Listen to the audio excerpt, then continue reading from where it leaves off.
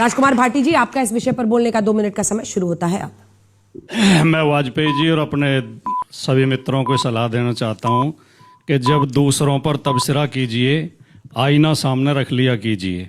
जो आप आज जलवा बता रहे हैं, अभी अभय दुबे जी बोल रहे थे कि इनका जो है पश्चिम बंगाल में, केरल में कोई रुतबा नहीं है, केवल एक आसाम में है। आसाम में भी कैसे बना था, इस देश को याद रखना चाहिए। आसाम के जो मुख्यमंत्री हैं जिन्होंने बीजेपी का जलवा वहाँ बनाया, वो कांग्रेस में थे।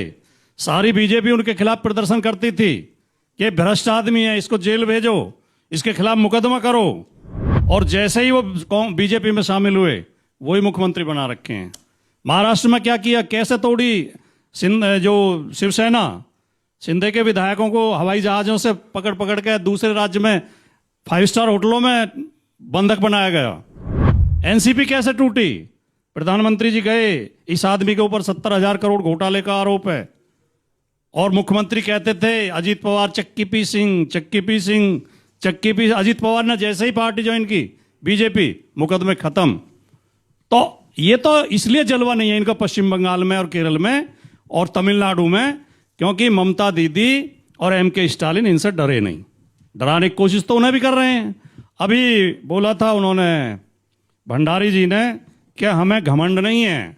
तो मैं 2 पंक्ति बोलना चाहता हूं उसी से जोड़ते हुए कि माना कि आप घमंडी नहीं हैं, लेकिन उद्दंडी हैं, पाखंडी हैं। लोकतंत्र को बना दिया आपने मंडी है। और ममता दीदी से मत टकराना, वो दुर्गा है, काली है, रणचंडी है। तो ये जो आप चुनाव में आप जीते हैं, चलो ठीक है, लेकिन ये लोकतंत्र में हार जीत लगी रहती है। ये कोई स्थायी, ना हार स्थायी होती है, ना जीत स्थायी होती है।